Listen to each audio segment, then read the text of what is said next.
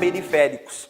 Primeiro, é claro, vamos entender um pouco que normalmente nas provas de concurso, eles adoram dividir os periféricos em periféricos de entrada, que são aqueles que enviam dados para a CPU processar, periféricos de saída, que são aqueles que recebem dados que a CPU já processou, e também muitas vezes as questões falando sobre periféricos de entrada e saída simultaneamente, que são aqueles que tanto enviam dados para a CPU processar, como também recebem dados que a CPU já processou. Essa é a partezinha inicial, que normalmente pedem sobre periféricos. Claro, aí nós temos também as partes mais específicas que indicam, inclusive, qual o significado de periféricos na informática. Vamos atentamente comigo à leitura e depois, é claro, eu vou dando as explicações. Acompanha. Periféricos, então, são componentes que estão na periferia, são utilizados para entrada e saída de dados que serão ou foram processados pela CPU.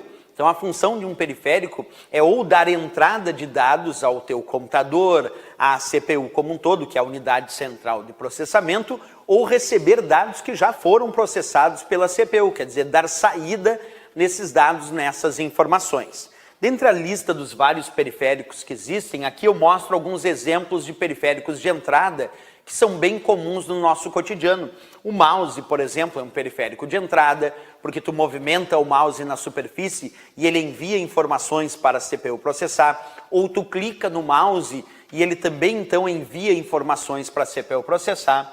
Temos o teclado como também sendo um outro exemplo de periférico de entrada, porque o teclado também é usado para dar entrada, isto é, enviar informações e dados para a CPU processar. Aqui a impressora já é um periférico de saída, percebe? Mouse e teclado são periféricos de entrada. A impressora já é considerada um periférico de saída porque dá saída às informações que já foram processadas pelo computador.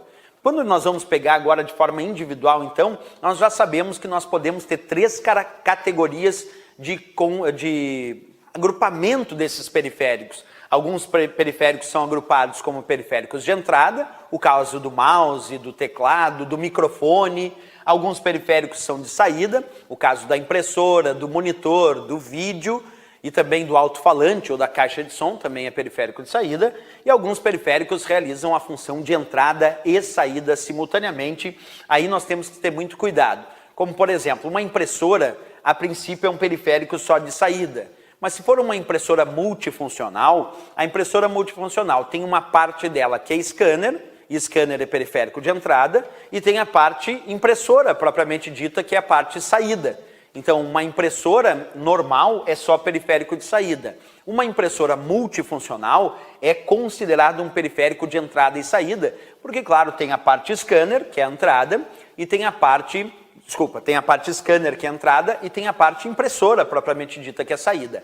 A mesma coisa acontece com esses monitores touchscreen, toque na tela, que também, a princípio, um monitor é respondido em prova como periférico de saída, a não ser que a prova venha indicar que é um monitor touchscreen, toque na tela.